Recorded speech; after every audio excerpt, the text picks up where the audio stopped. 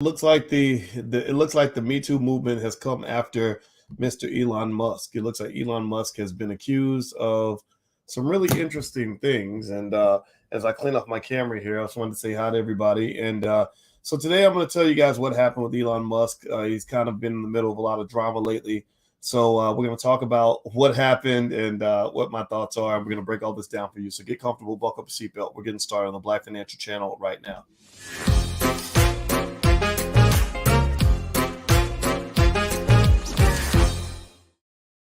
Hey, welcome everybody. Welcome to the Black Financial Channel. That's theblackfinancialchannel.com. My name is Dr. Boyce Watkins. I'm your friendly neighborhood finance professor. On the Black Financial Channel, we talk about Black wealth and Black economics every single day, sometimes as much as 10 times a day, under one condition. The condition is that we are Black first. Black first means we put our community at the top of our priority list. Black first means we educate our kids. Black first means we love Black women and Black women love Black men. Black first also means that we're going to teach our kids about wealth so that they can lead the world one day when it comes to economics and wealth building and the building of strong Black families. If you agree with the philosophy, put a hashtag B1 in the chat, hashtag B1. That's what we believe in. That's our calling card. All right, so let's talk about Elon Musk. So how many of you, give me a yes or no, how many of you have been following following what's going on with Elon and this whole situation with him buying Twitter and all this other stuff? Has anybody been paying attention to that? Let me know if you've been sort of noticing this. Elon Musk, as you know, the big conversation with Elon was that he was going to buy Twitter. He was going to buy Twitter for political reasons. A lot of people felt that he was going to do that because people feel that Twitter doesn't really allow free speech. They kind of censor certain people. They tend to be on the right as opposed to on the left. And so Elon Musk has been dealing with a lot of criticism as a result of his move. And so as we kind of pay attention to this story, and Judge Joe Brown says hello, tell the judge I said hi. Love Judge Joe Brown. He's a great guy. So the latest development is that, surprise, surprise, in the middle of all this, in the middle of Elon Musk trying to buy Twitter, a lot of people didn't like that. And then after that, he declared himself to be a Republican. He then interestingly made a tweet to say, let the political attacks begin. So he probably knew that this story was going to come out soon. And I think that's why he said what he said. Right? It sounds like he's predicting, but I don't think he was predicting. I think he knew that this information was going to be released. Well, apparently there's a woman who accused Elon Musk of some inappropriate behavior. Let's just say that. He's accused of being on a SpaceX flight, like a SpaceX flight attendant says this. Now, I guess because they have private jets and stuff with SpaceX. They weren't actually in outer space. And she says that when Elon was getting a massage, he whipped out his you know what? He pulled out his baby Elon and said, "Hey, can we get this party started?" And the woman says that she was paid $250,000 to remain silent about this. I'm gonna read some of this to you. Hit the thumbs up button as I read this. SpaceX reportedly paid a flight attendant $250,000 to ensure that she didn't speak out or sue the company after Elon Musk allegedly exposed himself and propositioned her for sex. According to one of the space flight attendant's friends, the alleged victim worked as a crew member on a SpaceX corporate flight. During one of the flights, the attendant told her friend Musk asked her for a full body massage in his room. Reportedly, that this was not unusual and that SpaceX had encouraged the attendant to get a masseuse license. During the massage, Musk allegedly removed the sheet that was covering the lower half of his body and showed his erect, you know what? While rubbing her leg, he reportedly offered to buy her a horse if she would do more. The allegations were relayed to Insider by one of the flight attendant's friends who was asked by the attendant's attorney to sign a declaration backing up the claims in 2018. The friend told Insider the attendant refused to carry out any sexual acts on Musk and that she was really upset following the flight. The friend also said SpaceX cut down on the number of shifts she was given following the incident, which the attendant saw as a sign of retaliation. According to Insider, the attendant filed a complaint to SpaceX's HR department in 2018, saying that her career at the company has suffered because of her refusal. The company reportedly took the complainant to a mediator, not to a court or arbitrator, and signed the attendant to a $250,000 severance agreement, barring her from saying anything bad about Musk or his companies, including SpaceX and Tesla. This included talking about the payment itself. Okay, so let's start with some basic questions. I got intelligent Black people in the building. I'm going to ask y'all some questions. Give me a yes or no, yes or no. Okay, so right now Elon Musk is in the middle of some heavy politics. It sounds to me like he, did something that I I've gotten massages. I've never thought about wanking out my whatever. Like that would not be cool. So I'm not gonna on any level condone that kind of decision. It's definitely bad to do with your coworkers. So don't keep your shit in your pants, please. Don't be doing that. But I want to ask y'all, how many of y'all think it's a coincidence? Yes or no? Do you think it's a coincidence that this allegation came out now? Do you think it's a coincidence? Like, do you think that it just happened to come out now? Or do you think that maybe there's a hidden hand here in terms of making him look as bad as possible right at the optimal moment? What do y'all think? Y'all think it's a coincidence, or you think that it's like, okay, people are playing games here?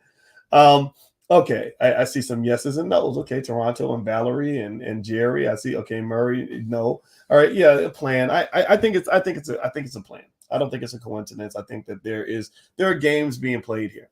And here's the deal. Again, and I want to say all this without on any level condoning whipping out your junk to people who don't want to see it. I think that's obviously not cool. Fellas, don't do that. And also, especially if you're a black man, don't be whipping your stuff out trying to impress people.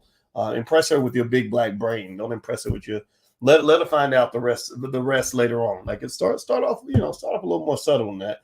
But I really am just really fascinated by by the dynamic in terms of how these things kind of play out, because a friend saying that my friend told me that this happened in this particular way is not the same as actual proof that something occurred or that it occurred in an inappropriate way.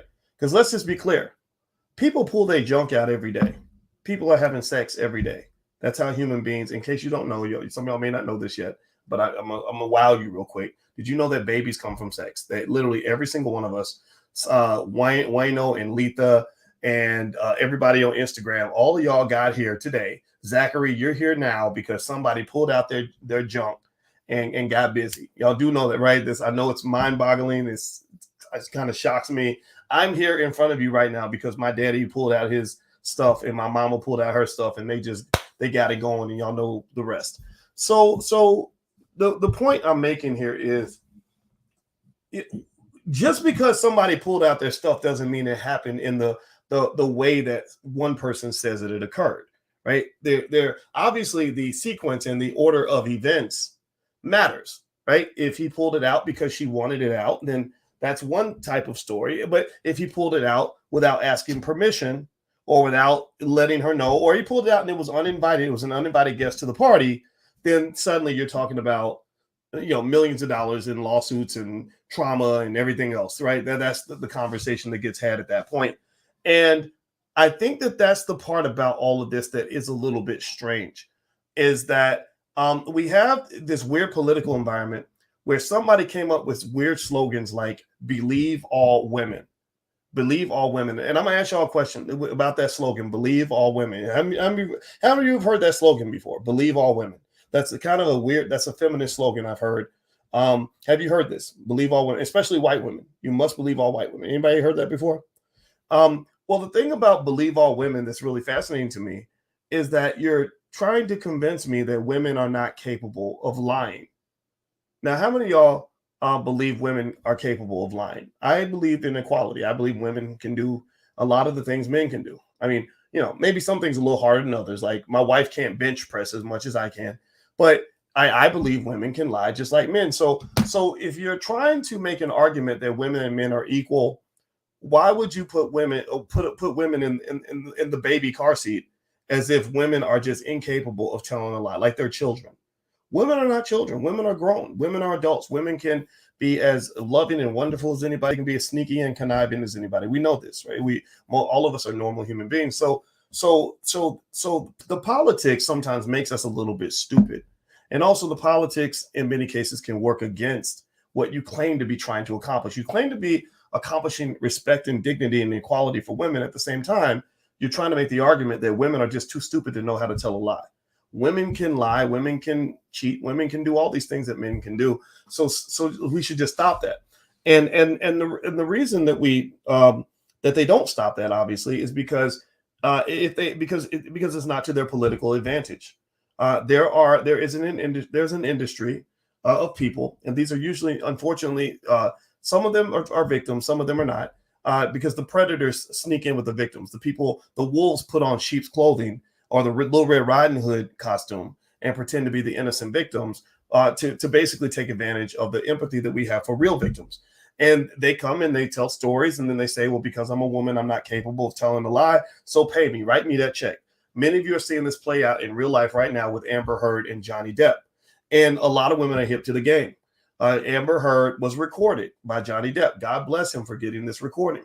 Amber Heard, in case you don't know, Amber Heard and Johnny Depp are in this massive lawsuit right now where she ruined his career, cost him probably $50 million, and by basically taking advantage of something that she actually stated herself. She said, because I'm a woman, nobody's going to believe me.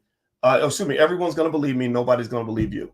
You are a man. No one's going to believe you. I'm a woman. Everybody's going to believe me. And she said this to him, and he recorded it and brought it to court.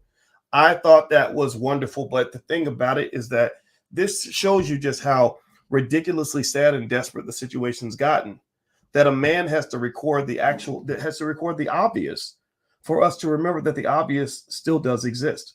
That all along we always knew that women can lie just like men do, and that women should have the same burden of proof as men. But for some reason, we forgot that. And so what I would say with this whole situation with Elon Musk, and I'm not here to defend Musk one way or the other. I do not know this guy.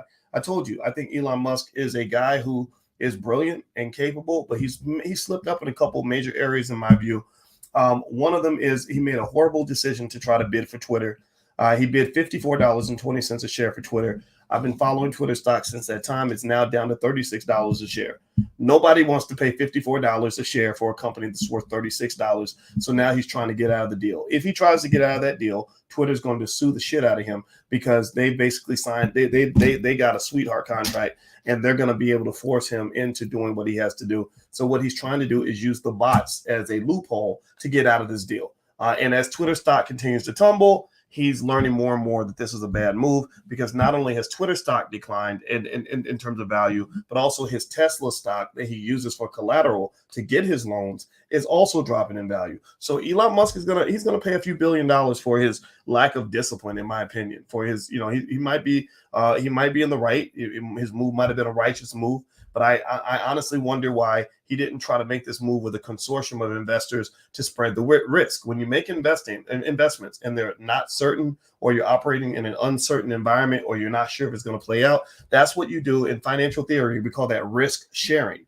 You're supposed to share that risk with other people so that it doesn't all fall on you. But Elon Musk decided unilaterally, similar to George Bush going into Iraq all by himself with a coalition of the willing. Y'all remember that? George Bush claimed to have this coalition of countries that wanted to invade Iraq. It wasn't a coalition. It was the U.S. And the U.S. had to pay the whole bill for this horrible, unjust, worthless war that cost us 20 years, thousands of lives, a couple $1 trillion, and look at where we are now.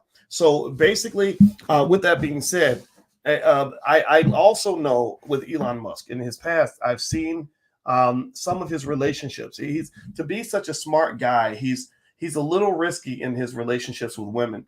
I think he's been married a bunch of times. I think he married the same lady twice. I got to go look it all up. But I remember reading about his relationships and his marriages, and I said, this is fascinating that a guy could accomplish that much when he's got so many unresolved issues as it pertains to women. So it's not out of the question that Elon Musk is trying to get some. I don't doubt it. I mean, come on now, seriously. I mean, how many of y'all are surprised when a man with a $200 billion net worth is trying to get a little ass? I mean, come on, seriously. I mean, some of y'all ladies in here, how many of y'all wouldn't think about considering giving them some? I mean, that's got to be attractive. I'm not saying that money is the only thing that makes a man attractive, but it sure helps, right? So the man's worth $200 billion. He's got a healthy sex drive. It doesn't surprise me if he tried some sort of advance toward the woman. Now, the question becomes, what is an appropriate advance? And here's the thing. This is where I feel, honestly, again, this is my 2 cents. I hope I can say this and still be loved. You don't have to agree. I just want us to think. We like to think about things critically on this channel. Studies show that the people you're most likely to go out and get busy with are people that you spend time with. And there are very few places you spend more time in your life than at work. You follow what I'm saying? Studies show this. Studies show that co-workers are always getting it on. whether we like it or not. God got another plan. Mother Nature is another plan. The universe designed you in a whole different way. You might act like sex don't exist, but that's until you get horny. Everybody in this room knows exactly what I'm talking about. And if you don't, then you need to go to the doctor, because that means your stuff don't work. Okay.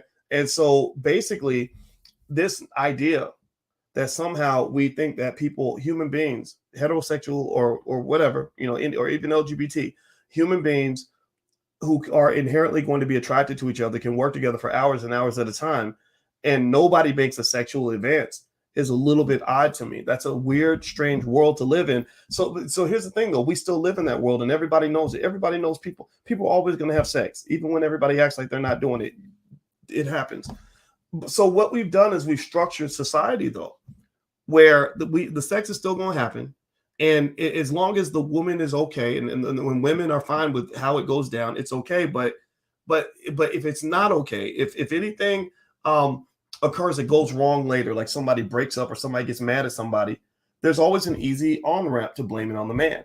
There aren't that many examples where I can point to 1,000 examples of a man, a powerful man, who worked in an office. Maybe he's an office manager, a vice president, or whatever, and he's making a lot of money. And women are fawning after him. Y'all know what I'm talking about. Come on, don't act like you stupid. The women are coming after him. When I went to go to LA, and I made a movie. And everybody knew that I was Dr. Boyce Watkins, the Dr. Boyce Watkins.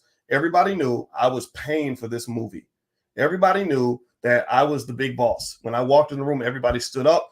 People clapped for me when I walked in. So all these Hollywood actresses, very pretty ladies, are all around. And they're like, oh, he's the guy, right? You don't think that somebody tried to hit on me as a result of that?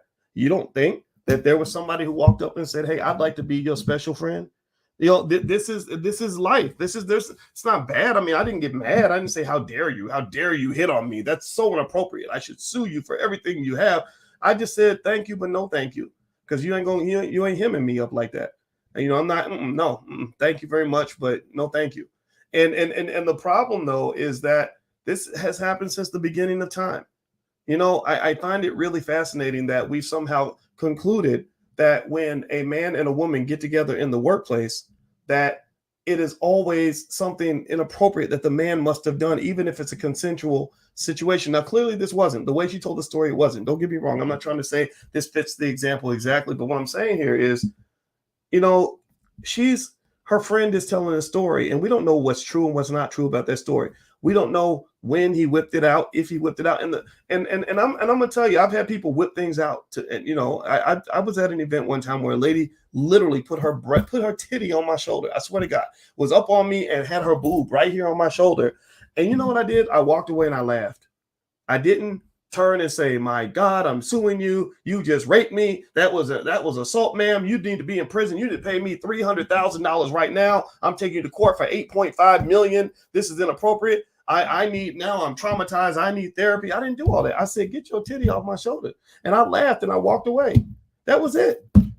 So I'm not saying that everybody reacts to everything in the same way. I'm not saying, I do believe that women have a different response to these sorts of things than men. I am the first one to say to men, make sure that the coast is 100% clear before you hit the runway. And even then, if she is your coworker, you should probably just find another use of your time. Find another. When I went to Syracuse University, my father, he's a very honest man. He just says what's on his mind. He said basically, don't you F nothing on that campus. He said, when you go teach on that campus, if you want to protect your career, don't you date anybody on that campus. So you know what I did? I took my father's advice to heart. I did not date a single woman on that campus. So here's what happened. Let me tell you what happened, ladies. This is where it doesn't work for you.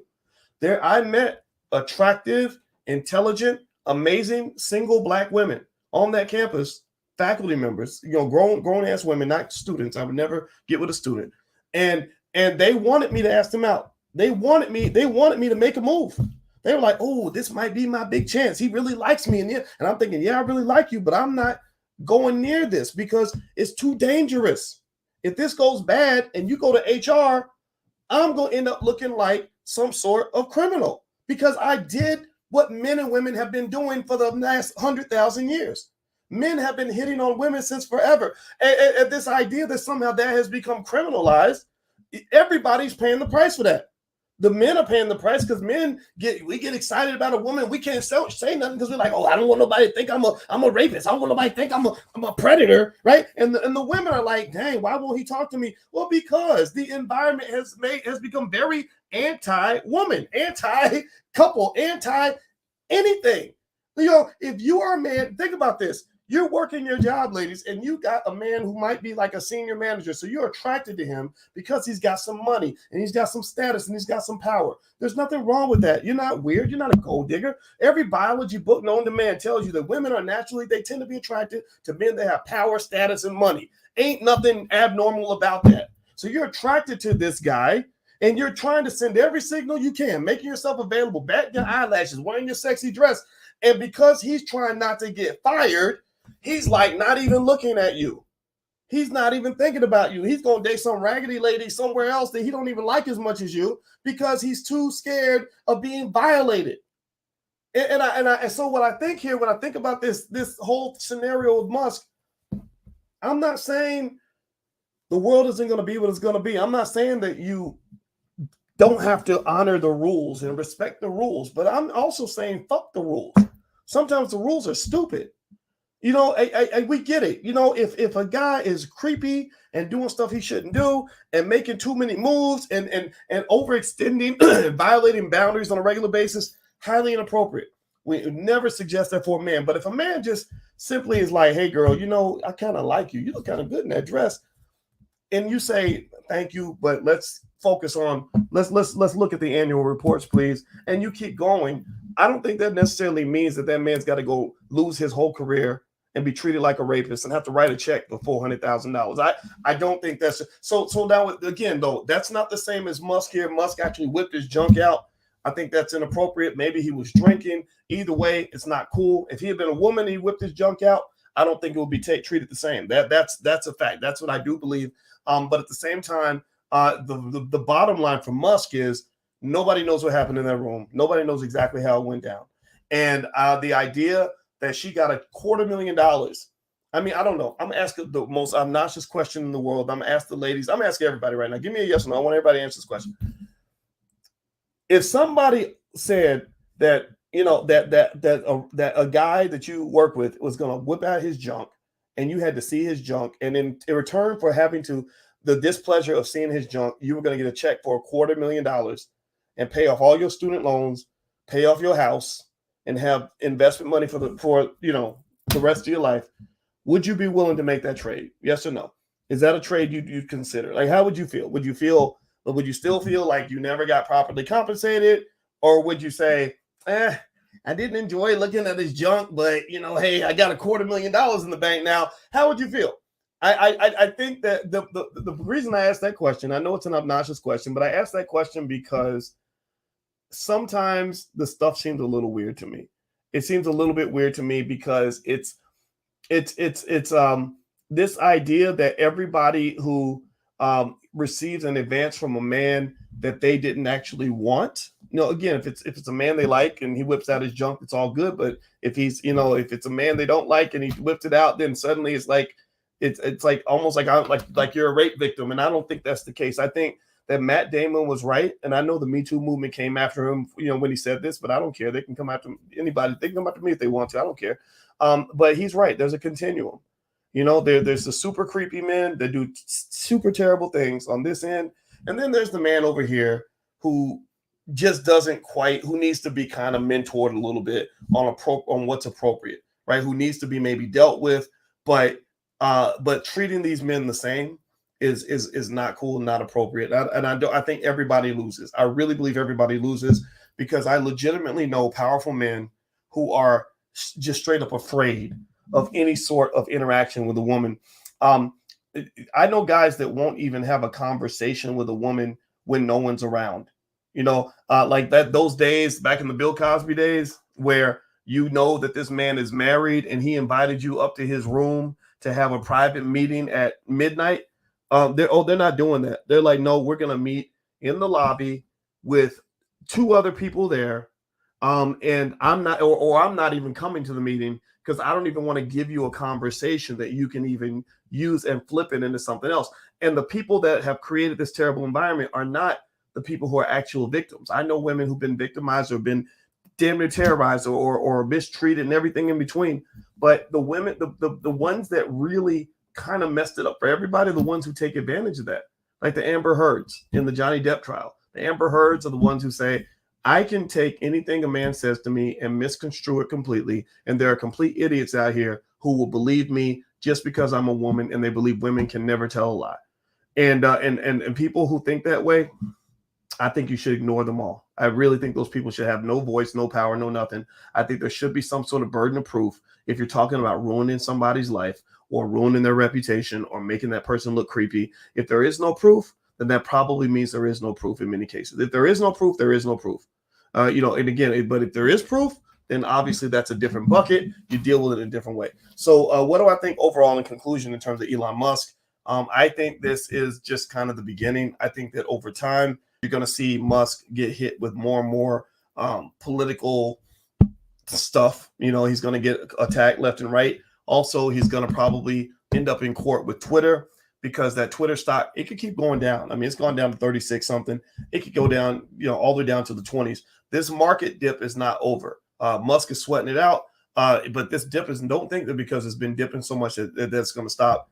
It can keep going even further. In fact, Jeremy Grantham believes that the losses could actually double. So that Twitter stock that's 30, that went from 80 something to 50 something to 36 could literally go down to 25, 22, 19 or whatever, right? So don't think that this is over. It could get worse. So anyway, that's my 2 cents, guys. I don't know. I would say I wish Elon Musk the best, but I don't know the guy, so I honestly don't care. I just thought it was interesting. I like to talk about things that are good learning points for all of us so we can understand a little bit better how the world works. And by the way, if you want to join the Black Business School, we are having an event with some of our faculty where basically it's a level up event. It's how to recession proof your life, how to sort of get ready for what's going to happen in the future. The recession is coming, stagflation is coming, all these things are coming. And so if you want to join our event, it's going to be on June 4th. We're going to have several faculty there. They're going to work with you on getting everything together in terms of your money, in terms of your mindset, in terms of your preparation for the future. You can go to b1wealth.com. That's b1wealth.com. And you can join the event, which is going to be on June 4th at 8 p.m. All right, guys, have a good day. God bless you. Hit the thumbs up button on your way out. Thumbs up, share, subscribe. I'll talk to you soon. Be good. Peace.